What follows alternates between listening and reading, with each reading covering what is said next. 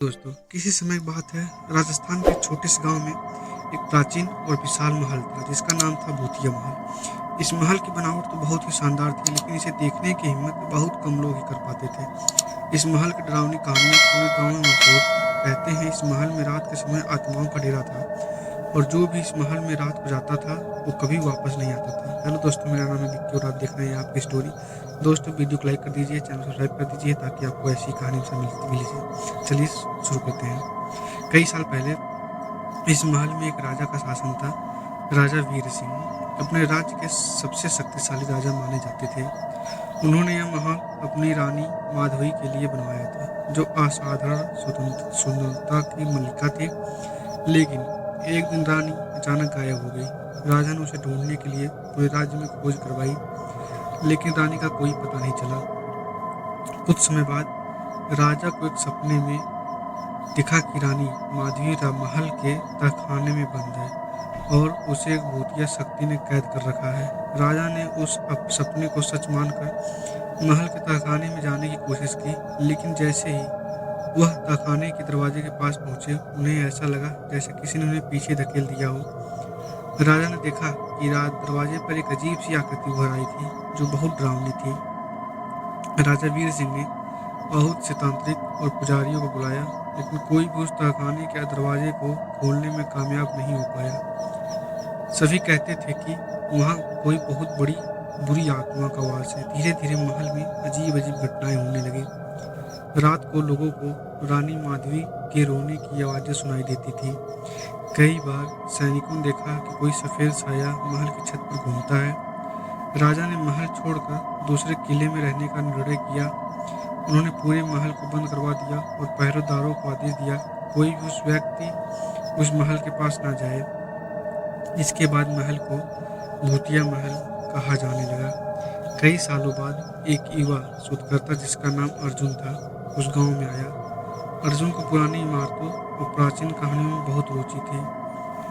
उसने गांव वालों से उस महल के बारे में सुना और उसने ठान लिया कि वह उस महल की सच्चाई पता करेगा। गांव वाले उसे बार बार चेतावनी देते रहे, लेकिन अर्जुन नहीं माना।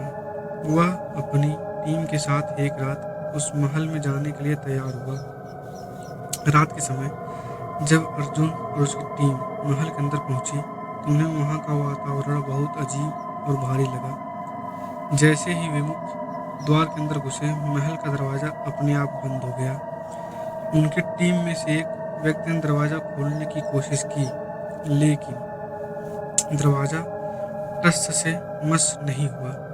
महल के अंदर घुसते ही अर्जुन को एक अजीब सी ठंडक महसूस हुई।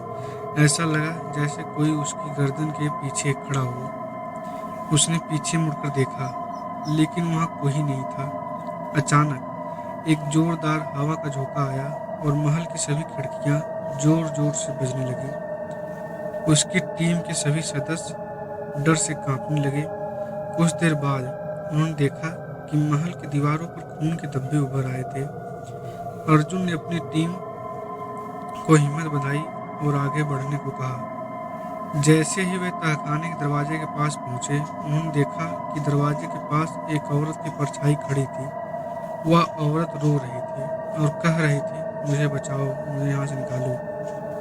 अर्जुन ने हिम्मत कर दरवाज़ा खोलने की कोशिश की, लेकिन दरवाज़ा बहुत भारी था। अचानक दरवाज़ा अपने आप खुल गया और तेज हवा का झोंका आया। अर्जुन और उसकी टीम अंदर चले गए। उन्होंने देखा कि तहखाने के अंदर चारों तरफ जंगलियां और धूल जमा थी। एक कोने में एक पुरानी तिजोरी पड़ी थी। अर्जुन ने तिजोरी खोली, उसमें से एक पुरानी डायरी निकली। डायरी राजा वीर सिंह की थी, जिसमें उन्होंने लिखा था कि कैसे रानी माधवी को एक दुष्ट आत्मा ने कैद कर रखा।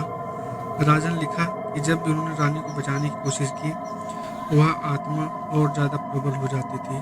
डायरी के आखिरी पन्ने पर लिखा था, मैं रानी को नहीं बचा पाया, मैं खुद भी इस महल से बाहर नहीं जा सका। यह आत्मा हमें कभी चैन से जीने नहीं देगी। डायरी पढ़ते ही अर्जुन को महसूस हुआ कि महल के अंदर की हवा और भारी हो गई है। तभी अर्जुन की टीम के एक सदस्य ने चिल्लाकर कहा, ओ देखो। अर्जुन ने देखा कि महल के मुख्य दरवाजे के पास वही सफेद साया खड़ा था। वह धीरे धीरे उसकी ओर बढ़ रहा था। अर्जुन ने अपनी टीम को वहां से निकलने को कहा, लेकिन सबके पैरों ने मानो काम करना बंद कर दिया था। अर्जुन ने हिम्मत कर उस साए के पास जाने की कोशिश की, लेकिन जैसे ही उसने कदम बढ़ाया, वह साया अचानक से उसके सामने आ गया।